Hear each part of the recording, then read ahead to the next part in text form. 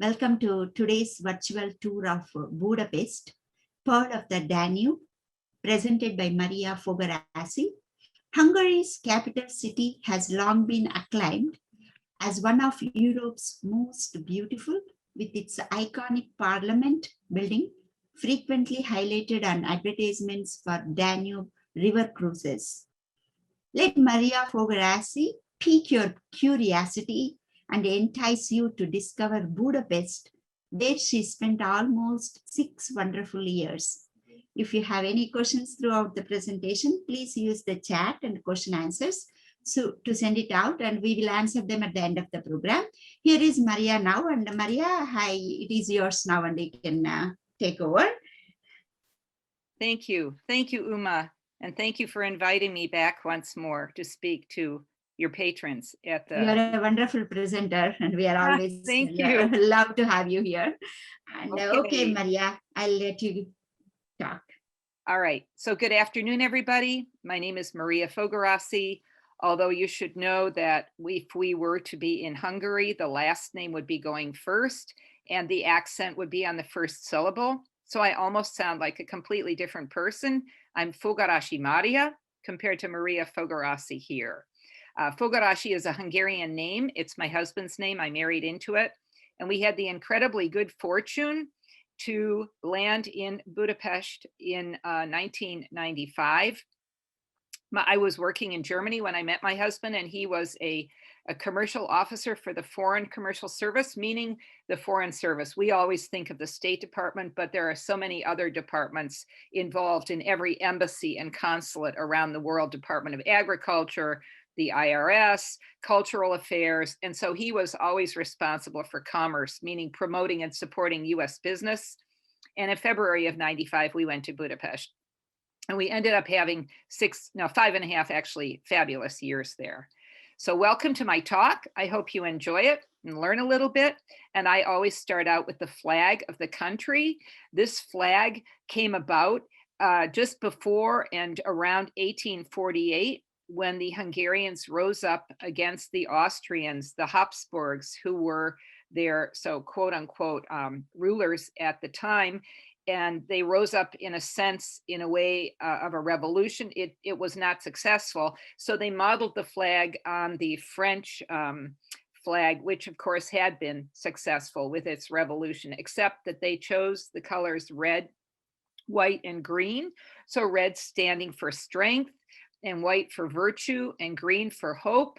Or you can look at it more poetically and say red was the bloodshed shed for the fatherland, and white was just again faith and virtue, and green was for the green pastures of Hungary. So this is the way the flag looks today. In the middle of the flag, you see St. Stephen's crown, which is the national symbol, and you'll hear more about that in a little while. This flag from the period, the post-war period, when Hungary was behind the Iron Curtain and part of communist Central East Europe, would have looked the same, except it would not have had St. Stephen's crown on it.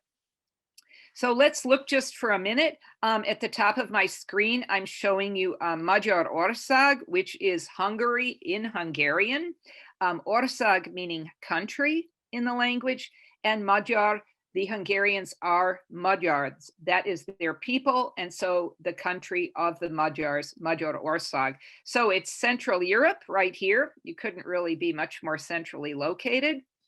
And then if you look a little more closely, you'll see that it has 7 neighbors, and this is the current status, and it's probably going to stay that way. It has Slovakia, Austria, Slovenia, Croatia, Belgrade, which would have been Yugoslavia way back when, Romania, and Ukraine. So Hungary was not always this size, but this is present day Hungary. And note down here how this is the Adriatic. And I just want you to see this water down here, because at one time Hungary did have this outlet on the Adriatic Sea. We'll go back to that. So this is what happened to Hungary on the 4th of June, 1920. the loss after the Treaty of Trionon. Hungary had been allied with Austria during the First World War, and of course that was it was the successor state to Austria, and they lost the war. So the Treaty of Trionon, behind the Palace of Versailles, there's a smaller palace called Trionon, and this is where the terms of the treaty that Hungary had to accept after the war were worked out. They did not have any say in these terms. It was simply dictated to them. And so what happened was a tremendous loss of land and population, and they were literally left with 28% of their pre-war territory. You can see how large the country was and what was taken away, and also 36% of the population. So massive, massive chunks which were lost. And the main benefactors would have been, this would have been Romania down here, but this is all, again, formerly Hungary. This would have been the Kingdom of Serbia, and this would have been then Czechoslovakia. And you can see how they didn't have a port on the Adriatic anymore. They had to pay war reparations to their neighbors on top of losing the land and the population. And they had to limit their army to 35,000 troops. And of course, they did not need a navy anymore because there was no more port on the Adriatic. So this is what, if you take the larger picture, these chunks of land before 1920, and what you see in the middle and what I showed you previously is present day Hungary. So this is a really bitter, and here it is again, you've got that green and you can just see how much larger it was than it is today. So this is a really bitter memory for Hungarians. It would have been exactly 100 years. So we have 2021 now, but last year, 2020, would have been the 100th year anniversary, June 4th, 1920. And they feel very bitterly about what happened. You can see this depicted in this cartoon here, where they feel like their land and their population was decimated. And here it is again. They're even more dramatic. They're showing Hungary surrounded by a crown of thorns with the nem nem soha. So no, never again. This must never happen again. That we have these limitations put on us. But anyway, so you know what Hungary looks like now, and this is our topic for today. This is the city of Budapest. There are, you see on the left over here, this is a very hilly side of the city, Buda, and then the flat side is Pest. There's also a slightly smaller town just above Buda called Óbuda, just north of Buda. And so in 1873, these three cities, Budapest and Óbuda, came together to form what you know as today's Budapest. The theories on the name Buda, perhaps the brother of Bleda, Attila the Hun, Bleda maybe, but more likely Buda coming from Voda, the Latin, the Romans, the water, Voda, because the Romans were here and they always, of course, were very keen on settling where there were hot springs, and Budapest certainly does have hot springs, so that's Buda.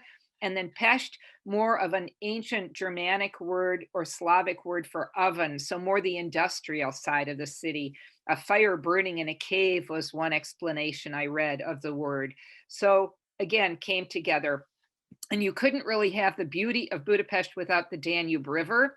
The Danube River flows through 10 countries, more than any other river in the world.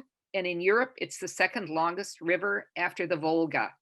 It starts in Germany's Black Forest and empties into the Black Sea, and is roughly 1,800 miles long. So again, the beauty of Budapest is heavily, heavily dependent on this river running through the middle of it here. And this is just to show you, because I mentioned the Romans. So this would be the Danube was at one time the northernmost border of the Roman Empire. Here you can see it up here. And Acclaimed was the name of Budapest at that time when they settled here. So just briefly to show you how the northern border was the Danube for the Romans. A word about the Hungarian language. It's not really like any other spoken language on earth. It's not so easy to learn. This Gergely Polner here, this poet, drew it on what he calls a beautifully drawn language tree. We will pay tribute. So if we look over here at this language tree, we have most of the languages that you and I will ever run into. We have the Indo-European, we have going up here with Bengali and Hindi, and then we have over here coming off to Europe with Spanish, German, English. But what I want to show you is these Ural Altaic languages down here in the corner, and they would be Hungarian, Finnish, and Estonian, and then some other dialects. So when the tribes came over from what is today's Russia into these areas, the Hungarians, they split, the people pre-Hungary, they came over the Carpathian Mountains and settled in the basin there in around 896, 900, with Arpad was the leader of the 7 tribes. And the other 2, Finland and Estonia, they were settled by people going further north. So these languages, these 3 languages are all related at the root and in the grammatical structure, but they are not alike in the spoken word. So Hungary is Hungarian, each one of the 3 is very unique in its own way. And this would have been Arpad, who would have been leading the tribes coming over the Ural Mountains in the 800s and chasing the Franks, the tribes out and settling what we know as today's Hungary. And I love this. This is a very sort of romantic kind of painting showing the wife of Arpad driving these. This is what you find out on the Hungarian plains. I mean, obviously in the olden days, now you would see them, they are still there. This kind of an ox or a cattle, mostly you would see them in shows for the tourists, but here they are coming thundering into the Carpathian Basin to settle the new homeland. So when you come to Budapest, and you may know this building, as Uma mentioned at the beginning, this is very famous from the Viking cruise brochure. This is the Hungarian Parliament, absolutely stunning in its beauty. It's the largest building in the country. It is the 3rd largest parliament building in the world, and its spire is 96 meters. You will see one other building on my tour, which is 96 meters tall, but basically the tallest building in Budapest, and the current law does not permit any buildings to be built higher than that. So I had mentioned the revolution against the Austrians in 1848 that was unsuccessful, but then moving further along around 1866, 67, Austria lost bitterly in a war to Prussia, and it had to align itself with Hungary in order to save its dynasty. So that's where we get the term Austria-Hungary.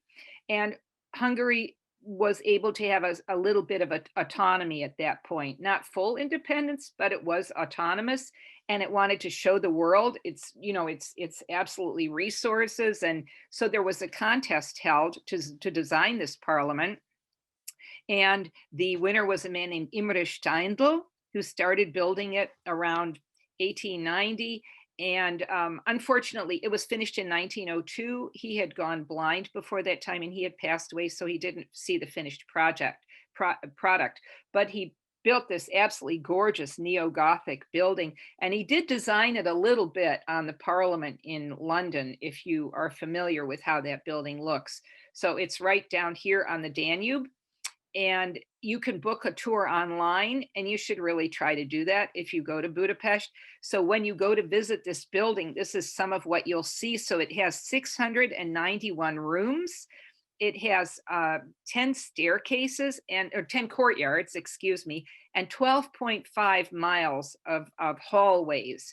And it's very elaborate and very ornate. All the buildings in Budapest that were built around 1900 just had, again, these vast resources, some of them from Romania and Slovakia that the country doesn't have anymore. So it was really a very opulent time. So this is the Hungarian Parliament. Inside here are some of the staircases, lined with the red velvet. It's very beautiful inside. And then underneath the dome, there is a case right here. And this case contains the Hungarian crown jewels. I had mentioned the symbol of St. Stephen's crown being the national symbol and being on the flag. St. Stephen's crown was used for crowning all the kings of Hungary. It's believed to have been, it was the first the first king crowned was King Stephen, who lived from 975 AD to 1038. So he would have been the first king to have worn this. It's believed to have been made in the then Constantinople, which is Istanbul now, and it has a kind of a Byzantine look to it. The Hungarians, this is a national treasure. This crown has a very lively history. It's been lost, it's been stolen, it's been recovered, it's been taken out of the country. On the 8th of May, 1945, it was discovered by a US Army Infantry Division in Austria. So literally right at the end of World War II. And in discussions with the Hungarians, it was sent to the United States for safekeeping. And there it stayed at Fort Knox for many, many years. And then during the presidency of Jimmy Carter, there was extensive research done beforehand to make sure it really was the crown of St. Stephen. And in 1978, again, under the presidency of Jimmy Carter, it was given back to Hungary, but with the stipulation that it was being given back to the people of Hungary and not the communist government of Hungary. So that was very important. So you see it here with a scepter next to it. What you don't see is the coronation cloak, because it's so very fragile, and there's a climate controlled chamber in the National Museum where the coronation mantle is kept. So when they were given back these crown jewels, the whole set was kept in the National Museum, but now this is back in Parliament. And in a way, it's very fitting because it shows the ruling of the country. King Stephen was known for having Christianized Hungary. It was partly religious, partly a political move. He established bishops and archbishops independent of the Church of Rome, and there were severe penalties for people who didn't go along with conforming to Christianity. But at the same time, he was a very benevolent king, and his rule was very peaceful. Hungary became a very popular route for pilgrims passing from the West through to the Holy Lands on pilgrimages. And unfortunately, after he died, there was a great deal of uprising, but he died in 1038 and he was canonized along with his son and with his archbishop. This is a picture of St. Stephen. You can see him wearing the crown there, and you can see him up on the Buda side of the river here, and this beautiful statue he's wearing. The horse has the chain mail, and he's up there with the crown. And again, the reverence that the Hungarian people have for this crown, it just shows up everywhere. This is a series. So Hungary is a member of the European Union, but it does not trade in the euro. It has the forint, F-O-R-I-N-T. You can see it on the banknote here. And this was, this 2,000 forints was part of some banknotes that were printed and in around 2000 and then in 2007 stopped. But it's an example.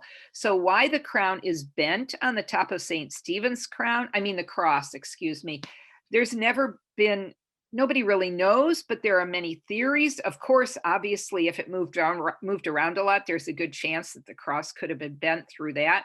But many people feel that it makes the crown unique compared to other countries. And also, some people feel that it shows the turbulent history Hungary has had. So no one has ever tried to straighten that cross back out. And just here it is, a close-up again on the flag, and again, a tribute to St. Stephen's crown. So we're moving away from the Parliament now and our tour that we took there.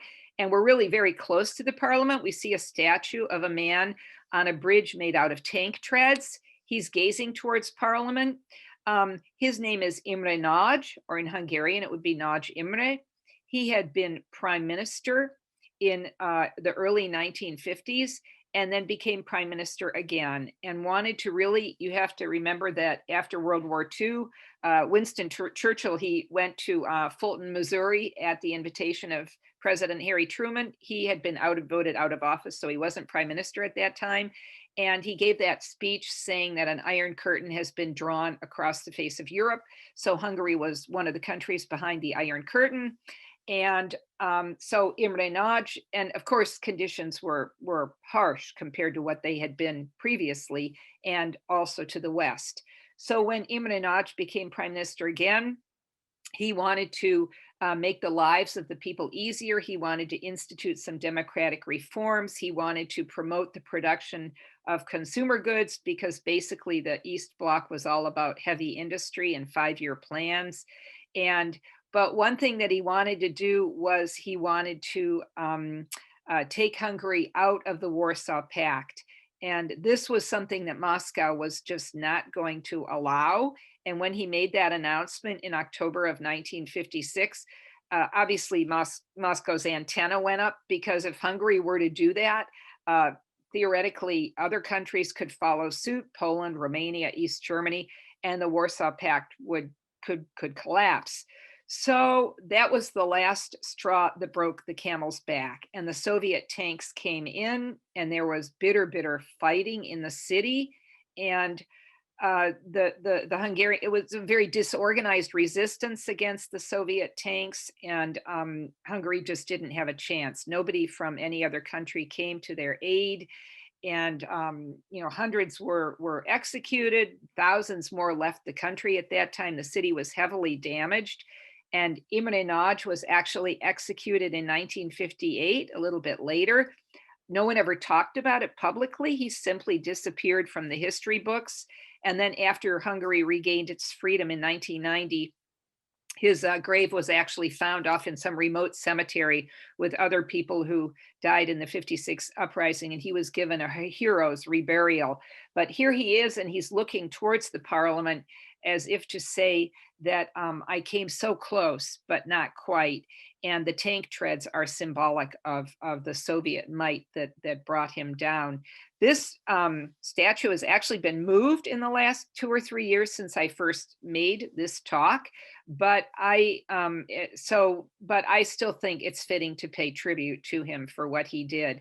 And when this statue was first put up in 1996, my husband had a new office that opened at that time in a building that was not the US Embassy. And we had First Lady Hillary Clinton come, and she laid a wreath here and she cut the ribbon in the office. There was a great deal of excitement. Anytime a VIP shows up, you can imagine everything that goes on all around it. So this is Imre Nagy, and here he is looking again over to the parliament as if to say, I came so close to democracy, but I didn't quite succeed. So again, you know that we're very close to Parliament because you can still see it over here. And this is part of Freedom Square. And this is a freedom monument put up to the Soviets after World War II for thanking them for rescuing Hungary from fascist Germany. Of course, rescuing them was, the Hungarians were soon to face a new type of oppression, but this statue stayed. And it was at one point when we were living there in 1996, the movie Evita was filmed in Budapest. And so this statue was covered with palm trees and it looked like Buenos Aires. And anyway, just a side note. So this is Freedom Square with the Freedom statue there. This would have been when they were making the movie. They're bringing in a palm tree, and this is Madonna. She played the part of Eva Peron. But again, this is just the past and a side note. This is a monument that was put up on Freedom Square in 2014. And this is to all the victims of German oppression during World War II. There was a great deal of resistance to this when it was announced it would be put up. You've got the angel Gabriel, and you've got the orb here, and sort of portraying innocent Hungary. Well, Hungary wasn't quite that innocent during World War II because it was complicit with the Nazis. And so people nowadays felt like, look, you're absolving the Hungarian government at that time of what it did, the persecution of so many people, including 2/3 of its Jewish population. How can you say poor little Hungary was, all suffering at the hands of the Germans? But the statue was put up anyway. So this is a tribute to all the victims of that time period. And this man, he's very popular. He's an American Army officer. This is again all on Freedom Square. And his name is Harry Hill Bandholz. And he's here because in 1919, he was a member of the Inter-Allied War Commission that was in Budapest after World War I. And apparently, as legend has it, he stood armed only with his riding crop, which you see behind his back, in the front of the doors of the National Museum and prevented it from being looted. And there's a quote from him on the statue. So Harry Hill Bandholz. And I don't need to tell you who this is on the right, Ronald Reagan. He never visited Budapest during his presidency, but he was the one who stood at the Berlin Wall and made that famous statement, "Mr. Gorbachev, tear down this wall," talking to Mikhail Gorbachev, the then Secretary General of the Soviet Communist Party.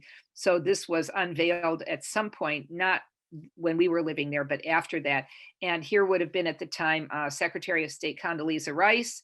And this gentleman here, Viktor Orban, is the current Prime Minister of Hungary. And here you can see again, just that we're still so very close to the Parliament on Freedom Square, Ronald Reagan with his back towards the Parliament. And this is, now we've moved just, and these things that I'm showing you in on the Pest side, and in Hungarian, by the way, the S is pronounced SH. So Budapest, we say Budapest, and my name, Fogarasi, it all becomes SH. So this is all very, very close walking. It's a great walking city for touring. And this is St. Stephen's Cathedral, which is, of course, for St. Stephen of Hungary. And this is the most important cathedral in the country. And when I said that Parliament had the spire of 96 meters and there was one other building with a 96-meter height, it would be the spire on top of the cathedral here. And they were 896, the founding of the country, when the tribes came over the Ural Mountains into the Carpathian Basin. 896, the official founding. And so 1896, the 1,000-year celebration was really quite something. And just that number 96. So this shows that spiritual, the church, and Parliament, the political affairs of the world, are intertwined. Saint Stephen, his right arm, the relic of his right arm, is in this cathedral, and on his feast day of August 20th, there is a parade. It's in a glass case, and he is, of course, held up to be venerated. And actually, this would be a picture of the right hand of Saint Stephen of Hungary here. Over the door, in Latin, I am the way, the truth, and the life. And inside, again, built around that same 1900 time, just very, very ornate inside, very beautiful church. And here would be, looks like a sound and light show on Christmas time.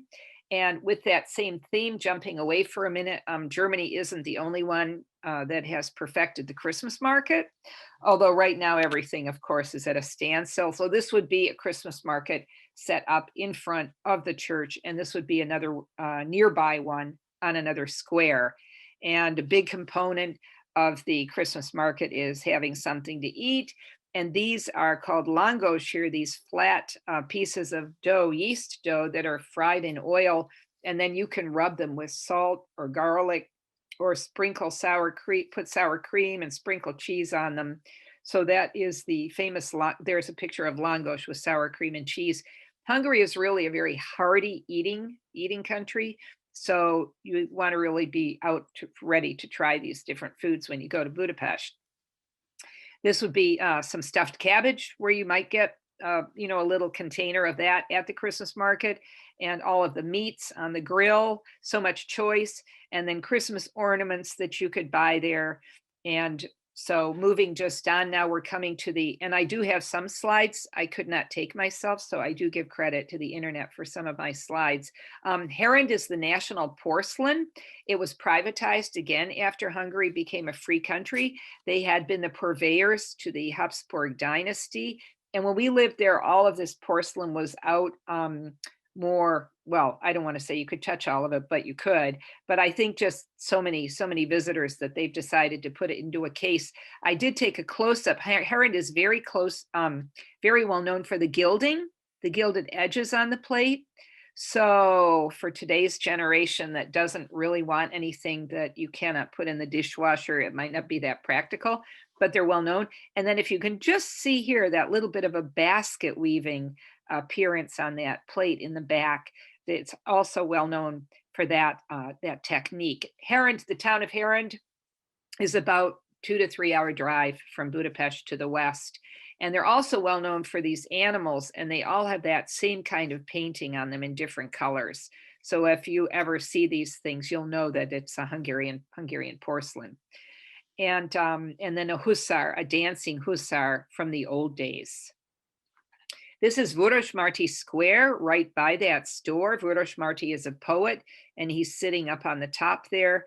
And this is a summer's day, and people are just hanging out.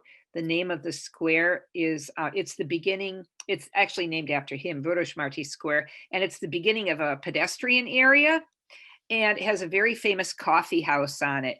Budapest has absolutely gorgeous coffee houses. Again, that turn of the century time where the politicians and the writers would gather and discuss all the affairs of the day. And your visit is not going to be complete unless you're in at least one or two of these coffee houses. The name of this one is Gerbeau.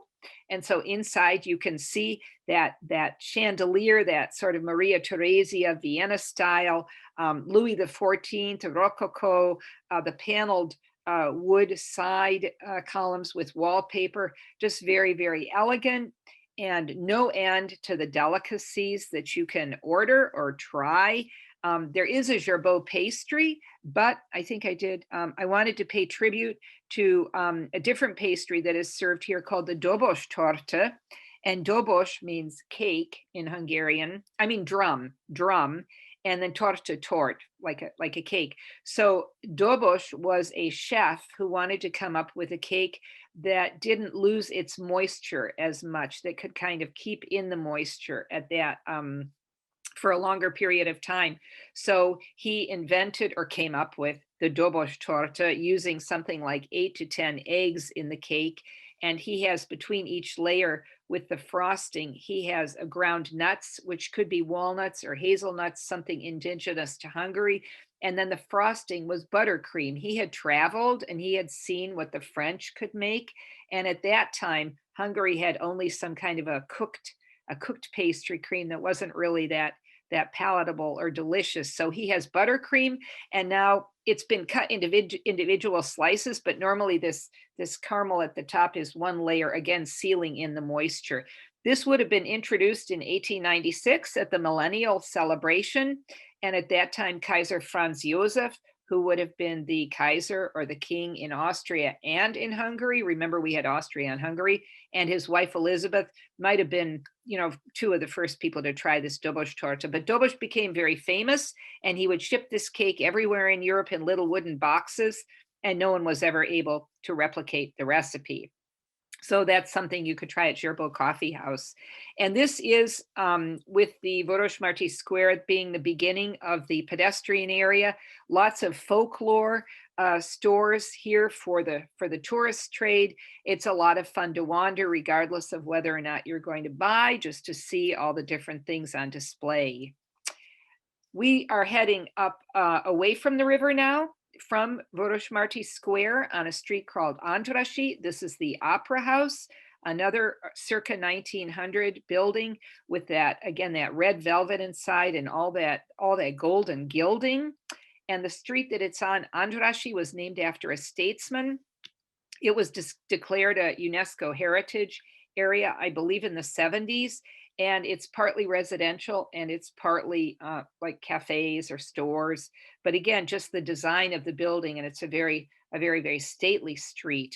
And you can see a little bit more closely up there some of the buildings. And you are heading away from the river. And I'll show you your destination in just a minute. But if you're not up to walking, you can take the underground. This little Földalatti is the sign talking about the underground, the public transportation down below. So after London and another town in England, Mersey, this little Földalatti is the third oldest underground in Europe. And you can see by the cars that they don't look like a modern subway car. So Budapest actually has 4 subway lines, and the other 3 are just your standard modern subway. But the Földalatti is special, and it literally means under the ground. And we're headed up. This is your destination right now. This is Heroes Square. This is going straight up Andrassy Street. And this is a fabulous monument built again for that 1896 millennial celebration. The Hungarians are very proud of their heritage and their history, and they went to quite a length to honor that date. When this was originally built, so these are heroes from Hungarian history, and the ones on the left-hand side were from the Habsburg, from the Austrian history books, but there was damage done to some of the statues during the Second World War. So now it's all Hungarian figures here. So again, the angel Gabriel at the top, and in the middle, you've got the 7 chieftains who came into the Carpathian Basin. Again, Arpad being the chieftain, he would be the #1 man here, and to settle this area, bringing the Magyars into their new homeland. So right behind this, there's a well that goes down about 970 meters. That's a long way, 970 meters. And there's a hot spring, and it feeds the nearby baths, which I will show you in just a second. This is a restaurant that's right next to Heroes Square, Gundel. It's probably the one restaurant I'll mention in this particular talk because it's very famous. It was founded by a man named Károly Gundel, but then after Hungary regained its freedom, it was purchased by 2 men, Ronald Lauder, the son of Estée Lauder, the cosmetics queen of Hungarian descent, and a man named George Lang, and they made it into a 5-star restaurant. And it's next to the city zoo. So it has the elephant as a symbol, and Gundel is quite elegant inside. And this would be the inside, and you would be serenaded by violin players. Hungary is very famous for its violin playing, not only here, by the way, but in other restaurants too. But I just wanted to show you Gundel in particular. This would be more of a folksy kind of a restaurant, not so formal, but still you get that fabulous Hungarian. And I think this is the zither in the middle here, the music that is so very popular, and especially the visitors love to hear. When you're at Gundel, you might decide to try a bottle of Buena Vista wines, the Buena Vista vineyard in California.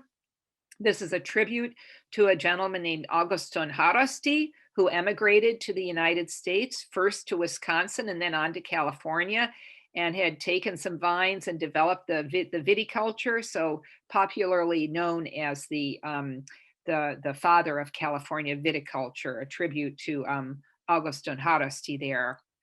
And this is the famous dessert, the symbol of the elephant. It's a Palacinta, which is a crepe by any other, in certain other countries. It's the famous Gundel, their own Palacinta recipe with that little bit of a chocolate sauce there. And George Lang, I mentioned Ronald Lauder, and George Lang brought this restaurant really up to 5 stars. And I love the name of this book, Nobody Knows the Truffles I've Seen. He was actually born in Hungary, and he and his parents, they were a Jewish family. And then very sadly, during World War II, they were deported, but his parents, sadly, they died in Auschwitz, but he managed to escape. So he wanted to disguise himself, and he became a member of the Arrow Cross, which was the pro-Nazi youth movement at that time. And then when the Soviets came in, he was caught, but they let him go. He never came to trial. So he said, I've had it with Hungary. I'm emigrating to the United States. And he didn't want the name Deutsch anymore. He was born George Deutsch. So he took his mother's maiden name. He went to New York, and he ran the fabulous Four Seasons restaurant there. But I just wanted to pay tribute to him because I love the wordplay. Nobody knows the truffles I've seen on the food industry. And so this is a tribute to George Lang. This is just behind Gundel. They share the same kitchen. So if you can't quite afford that menu at Gundel, you can eat at the Owl's Castle, which is more reasonably priced and still has excellent food. And even if you don't dine at Gundel, you should still walk into the front door because there's just a very small museum in the waiting area showing all the famous guests who've dined there. It's fun. It's fun to see the pictures. These are the baths. I had mentioned the well that went down on Heroes Square, 970 meters. Budapest has many, many baths, which is again why the Romans made it one of their cities. And then coming on, the Turks were in Budapest for 150 years, and we've all heard of the Turkish steam baths. This is called the Széchenyi Bath Complex. It's named after a nobleman, Count Széchenyi, and it's huge. There are 15 outdoor pools and 3 indoor pools, and year round. So in other words, in the winter, you can be in there when it's cold and the steam is coming off the warm water, and everything from again, just a regular bath to mud treatment, to steam treatment, to massage, to facials, everything that modern aquaculture has to offer, you can find in these Budapest bathhouses. And they're, for our purposes and prices, they're comparatively inexpensive. This would be one of the indoor pools, so very elaborate architecture in the Széchenyi bath complex there. And here they even have, this comes out from the side, you can play chess. You can play chess while you're in the water there soaking, and soaking up that thermal goodness. So these are some of the, again, just to show where these waves are, these are some of the more famous bath complexes. So you can see that there are a lot of, Budapest is really a spa city, and that's one more reason to maybe visit it at some point. This is the city park, right in that general area. This writer, this cloaked writer, is a middle-age representation. His name is Anonymous, and he has a golden pen here. I don't know if I got a close-up. No. So his pen is golden because it's been rubbed so many times. So would-be and aspiring writers are supposed to rub that for good luck and for inspiration. Now we've moved away just a little bit, and we've come to another one of the gorgeous coffee houses. This one happens to be my favorite. It's called the Cafe New York. Why Cafe New York in Budapest? So back in around when it was built, 1880, 1890, it was the New York Life Insurance Building, and the name stuck. And it was so beautiful that, according to legend, someone said the key should be thrown into the Danube so it will never close. Well, it did close after. Look at the opulent interior. I mean, this is just unbelievable. It did close after the war, and then for a while it was used as a sporting goods store. And then in the 90s, it was purchased, and it's private now. It's allied with the hotel next door to it. I believe it's called the Bosco Palace Hotel. So the Cafe New York is now privatized, but again, it's an absolutely must see. If you don't want to have a meal, go for cake and coffee in the afternoon, or just to walk through this interior and just look around you at least one time during your stay. So we move down from the Cafe New York and we come to the Synagogue in Budapest. This is the second largest synagogue in the world, after one in New York City. It has a Moorish design style. It was not in good shape during, all the way up through World War II, and then during the years of communism. But it was given a $5 billion facelift by actor Tony Curtis, who is of Hungarian origin, and I believe also Estee Lauder. And it's looking pretty fine again these days. There's also a museum behind it, and there's so many things you could show, but I chose to show this willow tree where the leaves of the willows have names of the Jewish people who sadly fell victim to the Nazis there. And this is a tribute to Raul Wallenberg. He was Swedish. He came from a very, very wealthy industrial family, and he was living in Budapest during the Second World War.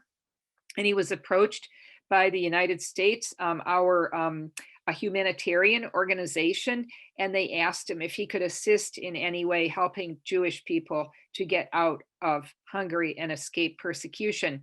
So he became very good at forging passports, and it is estimated he may have saved up to 100,000 lives.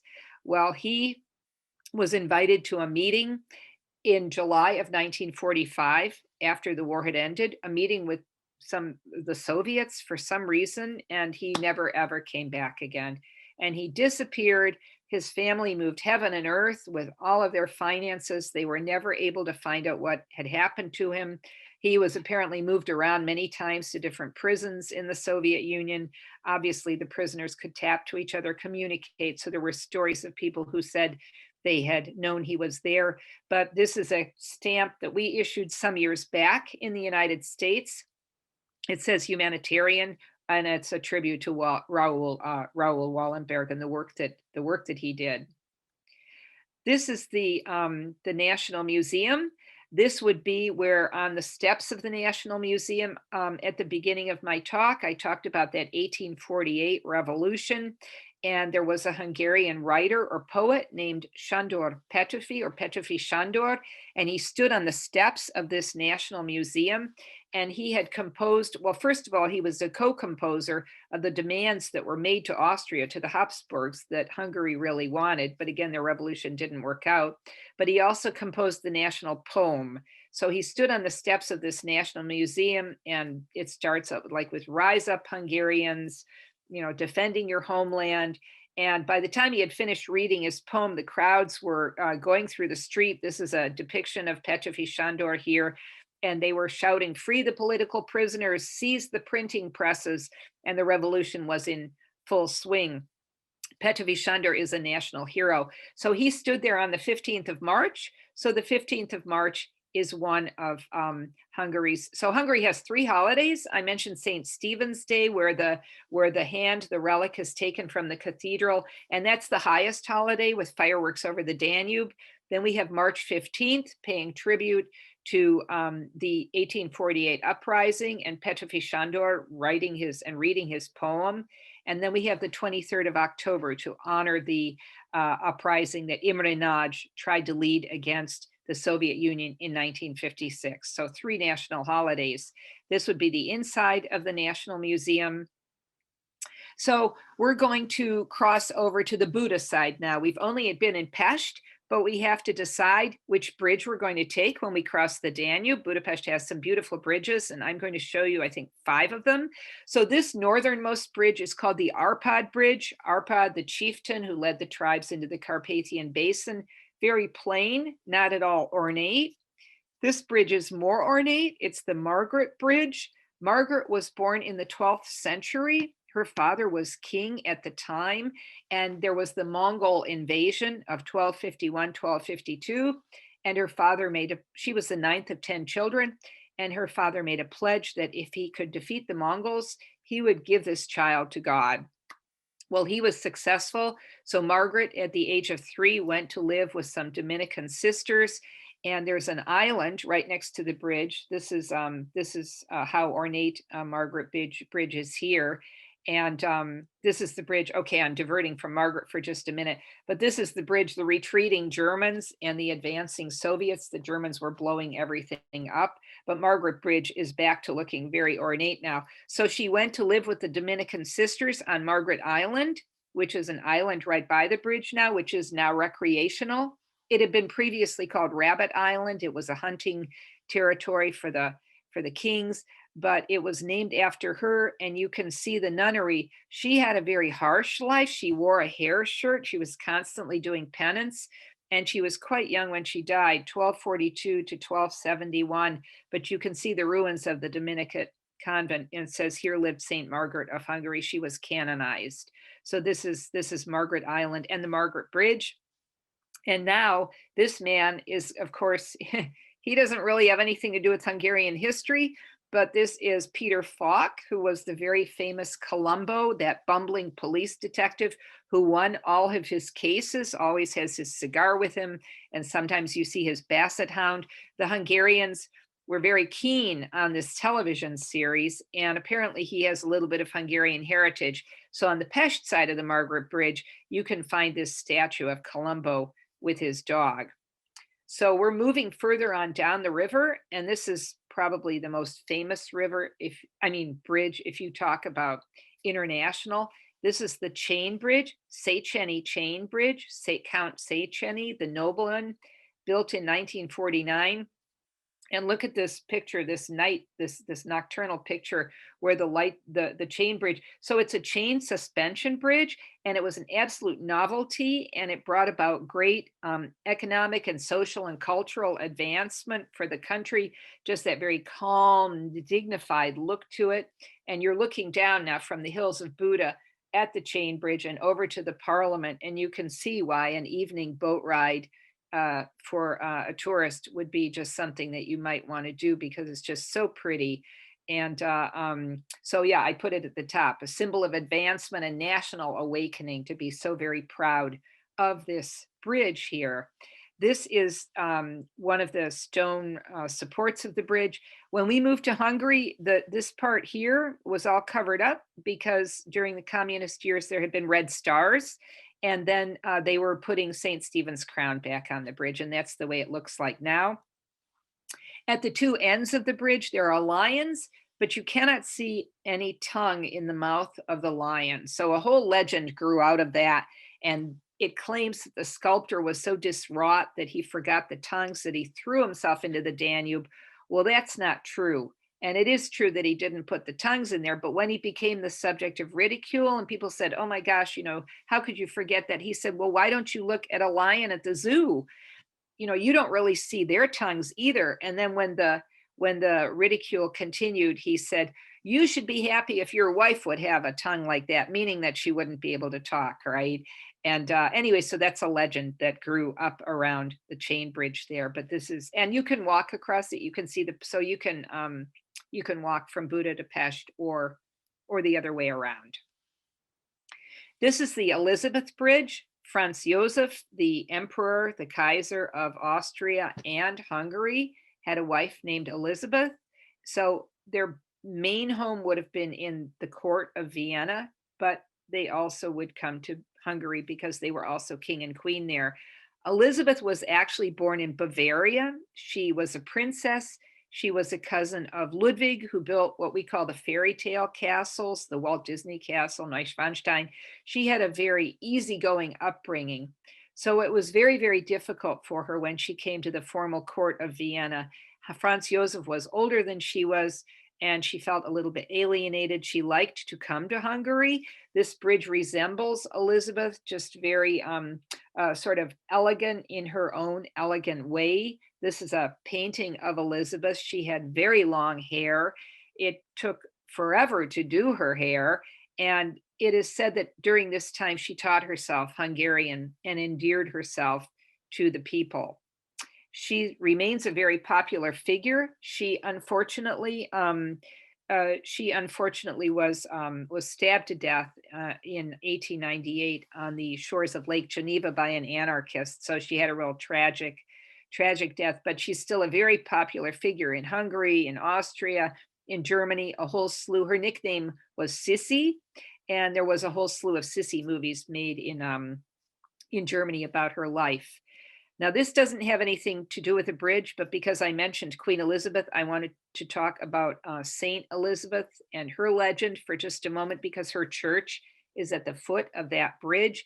She was born in Germany, but she married a Hungarian prince and came to live with him. And she was known for always giving food to poor people. And the palace frowned on this. And so one day she was taking something and her husband was coming back from a hunting trip. And he said, what are you doing again? Taking things from the palace for the poor. And she opened her cloak, and it was a miracle. There were roses in her basket. So she did not receive a reprimand. And she was also later canonized Saint Elizabeth of Hungary. And this is the last bridge that I'll show you. This was originally the Franz Josef, Kaiser Franz Josef, but it's now called the Freedom Bridge. So again, there are other bridges, but these are the ones that I felt were the most beautiful with the explanation. And here is from 2016, an ad for a marathon, as so many big cities around the world now have marathons. They call themselves the new running capital, going across the bridge there. And then this would be looking down on the Freedom Bridge over to the flat side of Pest. And before we go up to the hills of Buda, I want to show you this building that's just almost at the foot of the Freedom Bridge. And it's a massive covered market. So during any season of the year, also, if you're a tourist, you're always looking for things on cold or rainy days.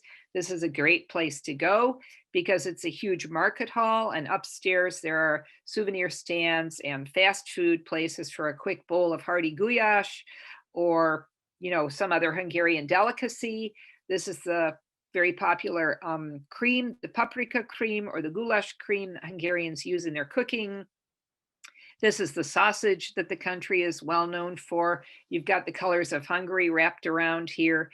And some of it is just delicious. The salami, it's high content of fat and salt, but it really is delicious. That hard salami when you slice it so very thinly. And you've got the peppers, the stuffed peppers. Hungarian cooking is well known for that.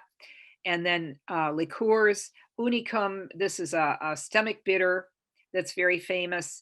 And you have many, many wines in Hungary. I've only depicted one here, Tokaj, which is a region and which is also a sweet dessert wine in different grades. And the Hungarians very proudly call it the king of wines and the wine of kings. So this is the side of Pest. Now we're over at the foot of the chain bridge on the Buda side, and you have a little funicular here. It only takes about 3 minutes to get up or down, but it's a lot of fun to take. And it was originally built for office workers so they could get up to the castle district to get to work more quickly. Here you've taken the funicular. It's kind of a foggy day, and you're up at the top looking back down at the Danube and the chain bridge and over to Pest. This is the castle. I had said castle district. Obviously, it's up on a hill, and it was the palace, but Hungary's royalty ended in 1918 at the end of World War I, and it is now the National Art Gallery, and I think there's one other museum in it. And so we're going back to our original map because I want to show you that we are up in this area here. Okay, so this is the chain bridge here. And then you would have had that little funicular, and Var means castle. So this area is literally the castle district, and you are elevated. You are not in a flat area anymore. Again, the castle district not looking very good at the end of World War II. And looking at the former palace in the foreground, illuminated at night. And in the background, you have St. Matthew's Church, and another gorgeous skyline picture just over the Danube with the illumination. And you can see the on the left, the former palace, and on the right in the distance, the Parliament. They don't quite mirror each other, but in a way they mirror each other on the river as you continue down in a boat in the evening. So we're looking down at St. Matthew's Church now. And first of all, I want to point out, this looks like a bastion here. This is called the Fisherman's Bastion. They're ramparts, and there are 7 peaks for the 7 tribes that came with Arpad into the Carpathian Basin. This is the statue of Saint Stephen I had shown you earlier at the beginning. And when you're standing here, you've got a great view over the Danube and over to Pest. Fisherman's Bastion, legend has it that maybe this was the Fishermen's Guild that was responsible for this section, for protecting it. Another legend has it that when the Turks came, they did succeed in taking over Budapest for 150 years, but they were stopped at the gates of Vienna. They did not get into Europe. But so legend has it that the fishermen poured hot oil on them over the ramparts. So Fisherman's Bastion here. And then this is a postcard that I have where, again, just looks so pretty with the lights at night. And St. Matthew was a Renaissance king. He was the first one to embrace the Renaissance outside of Italy. He was a very learned man. He read extensively, something like 4,000 or 5,000 books in his library in Greek or in Latin at the time. He married twice. So this church was the first church was built here by St. Stephen, but that doesn't exist anymore. So this is the second church. And originally it was named for the Virgin Mary, but it's now named after Matthew. And there's always construction going on somewhere, but I don't know if you can see up here at the top here, there is the statue of a raven sitting up there. And so Matthew is called the Raven King, Matthias Corvinus, the Latin word for raven. And a lot of legends on how that came to be. When he was supposed to become king, his mother sent a raven bearing a ring to go find him and to have him come back. All kinds of legends. But Matthew, the Renaissance king. This is also known as the Coronation Church. Matthew was married twice, and he would have been crowned or married both times in this church. And then the last 2 coronations for Hungary, Franz Joseph and Elizabeth, would have been married once in Vienna and once in Budapest. And then the last crowning would have been Charles, I think Charles IV, around 1916, roughly. Don't quote me on that date. But again, at the end of World War I, no more royalty in Hungary. Heron is the national porcelain. We saw the Heron store, but the roof tiles here are Zsolnay. Zsolnay would be probably the #2 porcelain company in Hungary. So very, very, very pretty roof pattern. And the interior of the church, when the Turks were in Budapest, this would have been used as a mosque. So everything would have been whitewashed, looking completely different, but it's back to its ornate self. And again, a wall mural with St. Stephen's crown there. So that's St. Matthew's Church. This is a little cafe very close to the church, not one of the big stately coffee houses, but still very popular from 1827. It's called the Rusform. And you can go in and you can look at those pastries again. Hungary has a marzipan called Szamos. These are all different Szamos marzipan samples up here. And there's always a great deal of dispute. My husband tells me that Hungary and Austria have, well, historically, an ongoing debate about who started strudel. In Hungary, strudel is called rétes. And here you've got that flaky, just really, really thin rétes pastry with the sour cherries inside. It's just absolutely delicious. And great piece of chocolate cake over here. And then somlai galoshka, which is another popular dessert. And again, you don't go to Hungary to, don't go, for dieting or any reason like that, because you won't have any fun. But you will do a lot of walking while you're there. So you could theoretically compensate for all of that food.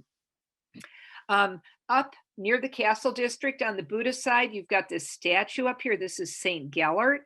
St. Stephen brought Christianity to the country. Gellard was the bishop who was the tutor for St. Stephen's son. So he was part of that movement to Christianize the country. And you can't see the cross, but he's holding up a cross here and he's looking out over the Danube. And when St. Stephen, the rule was benevolent, but after he died in 1038, there was a lot of dissent, maybe not so keen on that Christianity business, and Gellard was persecuted. So he and Stephen's son were all canonized at the same time, but this is called Gellard Hill as a tribute to him. And he actually, this is Gellard, he was actually born in Italy, but he had come up to Hungary. Very close to the castle district up here on the hilly Buddha Hills is a massive statue of this lady standing up there. She's holding an olive branch and she's probably about, I forgot my statistics here, but you can see that she pretty much dominates the skyline from anywhere in the city. And she was built, and behind her is a fortress that was built by the Austrians originally, but she was put up there as, again, a tribute to the Soviet liberators of the city. And now they've changed that to just basically, anyone who ever died fighting for Hungary. So a real landmark, and you can see those rolling Buddha Hills stretching out behind her. At the very end, I have two more things to show you. This is Statue Park. This is just a touch out of the city, but it's practically a suburb. And these are all the statues from the communist era that people don't really want standing anymore, but they felt it was important to preserve the history of this period. And so they made a park for the statues. And so you've got Vladimir Lenin extending his arm here. And this is very typical Soviet East Bloc style architecture, that very stern, sturdy looking man. This is from an earlier time, group of possibly the communists before World War II. And again, just that muscle,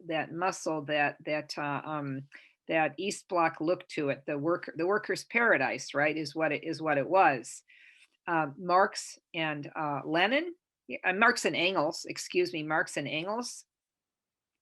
And this you will not find at Statue Park. This is a bust. This was a statue of Joseph Stalin, the hated dictator, that was erected in the early 50s as a birthday present to him, I think for his 70th birthday.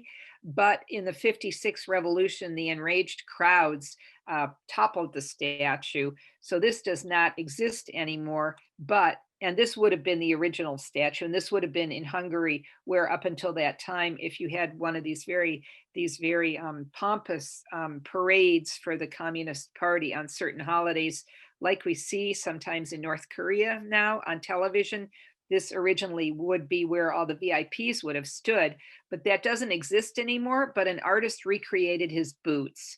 So Stalin's boots are part of Statue Park, and it's called the Grandstand, is this particular exhibit. And last of all, we've gone north of Buda to the little town I mentioned right at the beginning, Óbuda, which, and I said that when Budapest was in the Roman Empire, it was Acclaim, aqua, water, the spas, the hot springs. And so this is looking down on the remains of a section of Acclaim, which would have been the Roman city. And you can see the way that it was unearthed. So a tribute back to that time. The province was called Pannonia. And again, the Danube River was that northernmost border that I showed you. So looking down at Acclaim. And here it is, you can pay an entrance ticket and you can walk around and see the Roman ruins, and they have information tablets there to guide you on your way. And again, that this is where Budapest would have been, the Danube River, the northernmost border of the Roman Empire at that time. So right at the outer edge there. So going back all the way from the Romans and coming forward and more, this is my presentation for Budapest. I hope you enjoyed it, and I hope you learned something. And I'm open to any questions or comments that you might have. And thank you for taking the time this afternoon also. Thank you. Oh, thank you very much, Mariya. It was a wonderful presentation. And I have a question for you here. Renee has asked, can you provide the itinerary or names of the places you have been showing us? You mean if I were to show you the map, do you mean? So she said itinerary. I don't know what does she. So an itinerary, well, I had mentioned that when we were in Pest, everything that I showed you is within 5 or 10 or 15 minutes walking distance. So, I mean, you could design your itinerary any way that you really want to, but I can allow her to talk, and maybe she can ask. Sure. And it is also, I would like to tell you, it's a wonderful attendance. Like 21 people have attended today. All the entire house full. That was so great. I'm very happy, and I will allow you, Renee. Please talk to her and let her know your question. Mm-hmm. Hi, Renee. Hi, Mariya. Thank you again for your presentation. It was really beautiful, and the photos are excellent, especially the nighttime photos. But, you know, as you were going through the photographs and you were mentioning specific buildings and whatnot, that's where I was not being able to write down fast enough to make sure that when we're there next year, that I make a point of trying to see some of the places that you've mentioned today, but I wasn't able to get all the names. Oh, you know what? If you are willing to give me, or if let Uma give me your email address, if you don't mind sharing it, I would be happy to email a list to you. I mean, I think to go over it now would probably be too long, but Absolutely. I would be more than happy to share it with you. I have your email address on the screen right now, so I will email you, and then I'll look forward to your response. Okay, that's a website, and at the bottom of the website, you can contact me, and then I'll see it on my email. Yeah, and I will get back to you. I'd be happy to. I think it's great. Do you think you might go next year? Yeah, it's part of an 11-day trip. We were supposed to, my sister, brother, and I were supposed to go last year to Oberammergau, and Budapest was one of the stops on the way. So we were only going to be there a day. So maybe my question to you is going to be, if you only have 24 hours in Budapest, what do you recommend? Right, exactly. Well, I would be happy to try and help. Thank you. You're welcome. Yeah. I think that's all for today's question, and everybody loved their program, and a lot of people have given positive comments. Great program, and thank you, and very nice pictures. And thank you for a great presentation. What a great program. Thank you. Okay, so lot of comments about this program, Mariya, and Wow. we really appreciate, and also the houseful attendance. I'm so happy for it. That's was very great. good. Yeah, really. I mean, in this pretty weather, that's pretty impressive. Yeah, it is. And so thank you very much again, and thank you all for attending this program. Yeah. And Thank stay you. safe again, and hope we will visit Budapest soon, and any That's other great. programs. And you really took us around Budapest, sitting in our room, just sitting in our room. That's a wonderful presentation again, Mariya. Thank you. Thank you, Uma. Thank you Thank you so much. all, and Thank we you. will see you soon. Thank you. Okay. See you soon. Thank you, everybody. Thank you. Bye. Okay. Bye-bye. Bye. Bye.